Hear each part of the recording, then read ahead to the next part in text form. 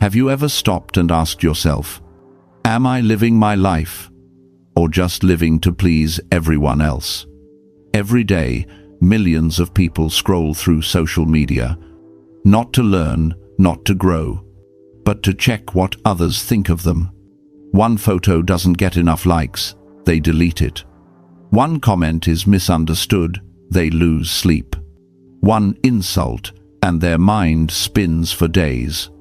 We talk about freedom, yet most of us live like puppets, pulled by the invisible strings of other people's opinions. Marcus Aurelius once wrote, "Peace comes when you stop caring what others say, and focus only on what you do and what you think." Today, we'll talk about the art of not caring, not because we're arrogant or cold, but because we want to be free.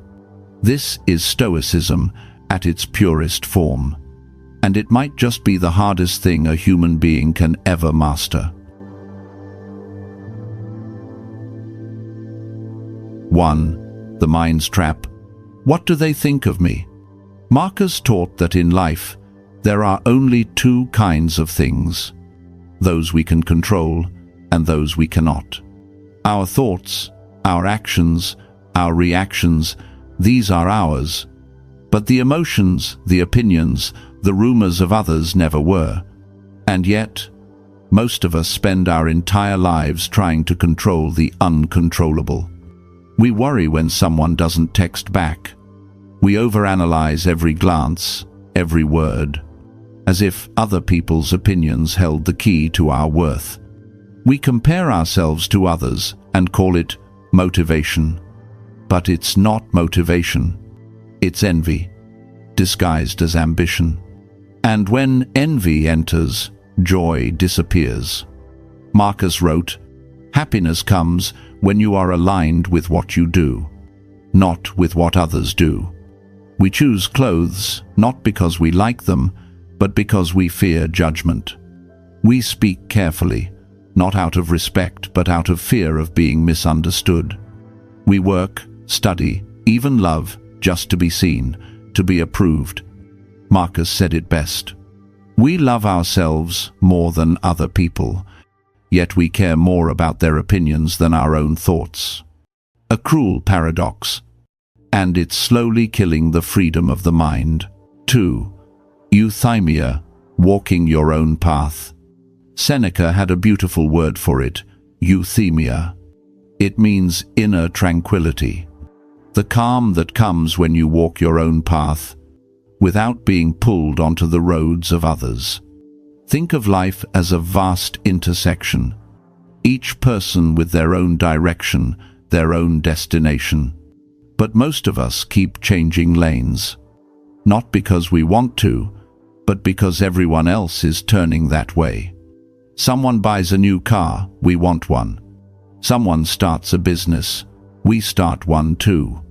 Someone opens a cafe, and suddenly we want a cafe, even when the work we already have is finally beginning to grow.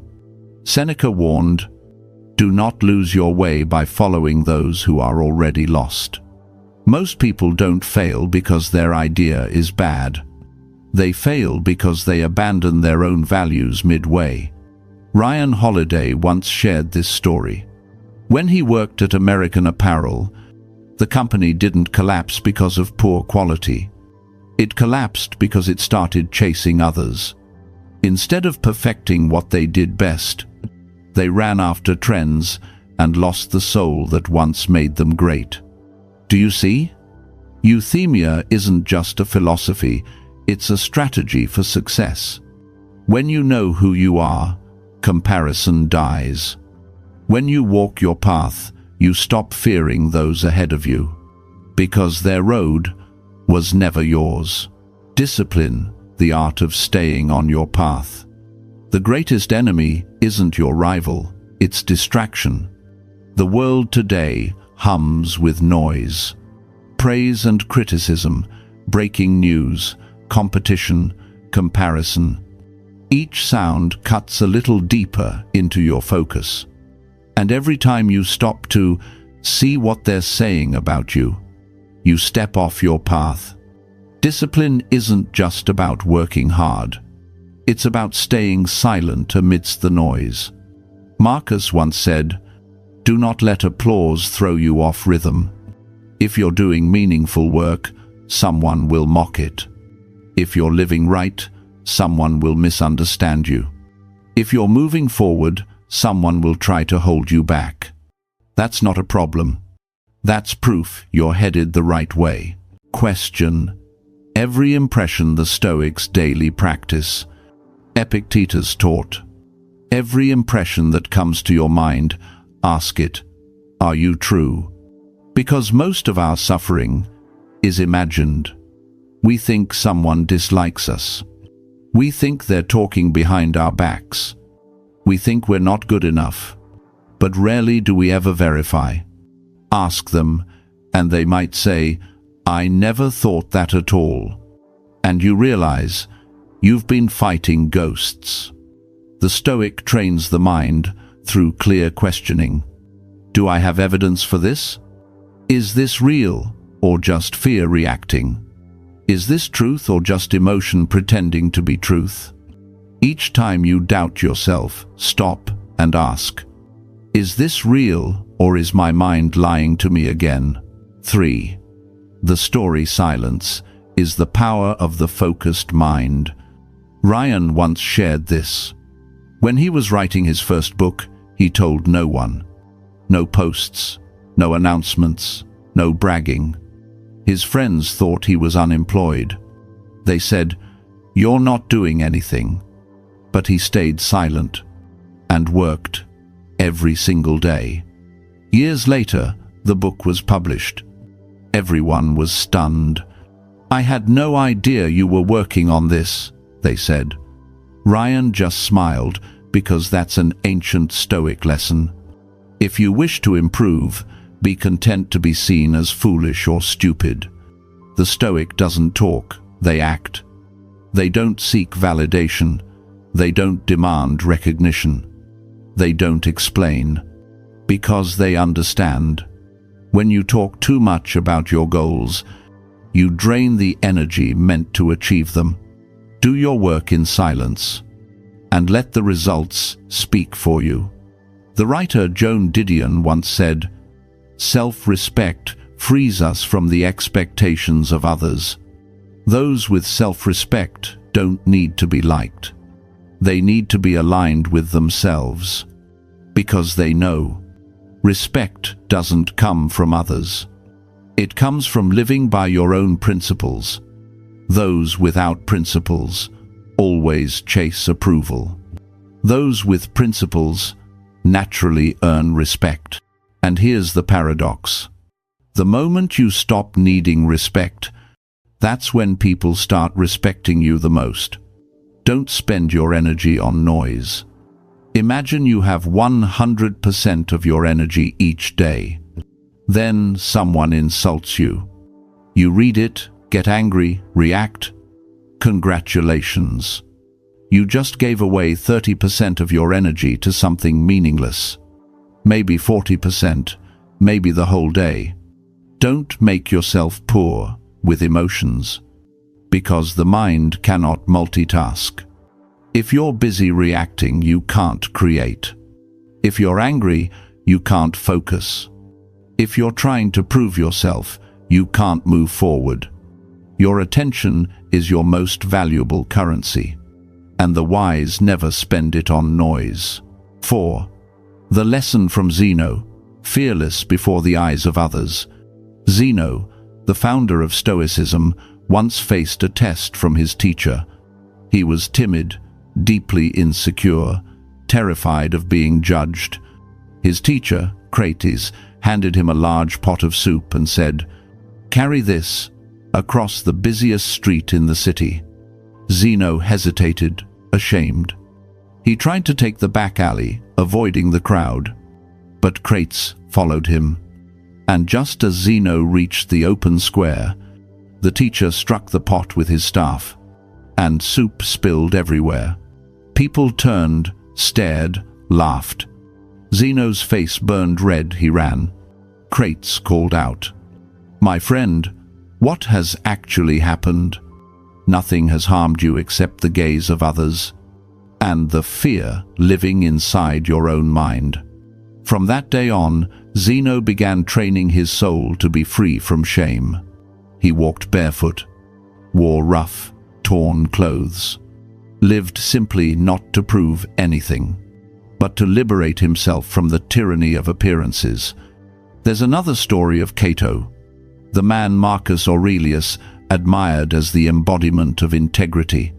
When all of Rome bowed to Julius Caesar, Cato stood tall. They called him mad. They called him stubborn. He didn't care. He once said, "I would rather die for what's right than live by the approval of others." That kind of freedom, Cato trained for it his entire life. He deliberately wore shabby clothes, walked barefoot through the streets, not to seek attention, but to harden his mind against ridicule. He wasn't practicing poverty, he was practicing strength, the strength to be unmoved by public opinion. When Caesar rose to power, everyone else grew silent, afraid, compliant. Only Cato stood up, not because he believed he would win, but because he could not do otherwise.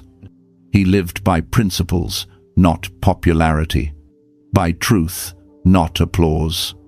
And that is what made him immortal. 5. Fame after death, a beautiful illusion. Marcus Aurelius once wrote, "Those who long for fame after death forget. They won't be around to enjoy it." Think about that. We spend our lives terrified of being judged by people we don't even respect. And worse, we crave praise from those who, one day, will also be forgotten. Marcus reminded us, the people of the future will be just as foolish, just as shallow, just as easily distracted as the people of today. So why live for them? To live to be remembered is an illusion. To live to be worthy of remembrance, that's the Stoics' choice. You don't need statues or monuments. You just need a life worth emulating. No one remembers Marcus Aurelius because he was an emperor. They remember him because he was honest with himself in every line of his private journal. And maybe that's the only way we ever truly live forever. Remember this. We love ourselves more than anyone else, yet we care more about others' opinions than our own. That is madness. People will judge you. They'll misunderstand you. They'll say you're wrong, you're flawed, you're not enough. But only you know. Were you honest with yourself? Did you keep your principles? Did you live by your values? That's your internal scorecard, the quiet measure of your worth. And only it defines who you really are. Marcus taught, "No one can rob your mind of clarity except you." And the poet Kipling once asked, "Can you bear to hear the truth you've spoken, twisted by knaves to make a trap for fools?" The Stoics answer, "Yes, and stay calm, because we do what's right, not for applause, but simply because it's right." 6. Stoic practice, training the mind to stay unshaken. 1. Morning. Write down 3 things you can control today, and commit to focusing only on them. Everything else, let it go. 2. When criticized, stop for 3 seconds. Take a deep breath, then ask yourself, is what they said true? If it is, thank them. If it's not, smile and move on. 3. Night. Write this one question. Did I live by my values today? No one needs to read it, but you'll feel lighter the moment you do. Do this every day, and you'll begin to see the truth. No one can hurt you unless you give them permission to. Conclusion. Stop caring, start living. There will always be voices. Some will praise you, some will hate you, Some will misunderstand you completely. But, as Marcus Aurelius said, they too will die soon, and so will their opinions. You don't need to be liked. You just need to be real. No more proving. No more showing off. No more arguing for your worth. Just live right. And let silence be your proof. Because peace doesn't come when the world stops talking. It comes when you stop listening. That's the moment you become free. When you realize you're performing for an audience of one, yourself. The world isn't shaped by how they see you. It's shaped by how you see yourself. Marcus Aurelius reminded us, if you wish to be respected, begin by respecting yourself. That is the Stoic art of not caring what others think. It's not coldness. It's control. It's not arrogance. It's freedom. If this message speaks to you, walk with us on this Stoic path. Hit subscribe, because every week we grow a little stronger together. And if you're ready to stop caring and start living, leave one sentence below. I choose freedom. Let that be your promise to yourself. Thank you for watching.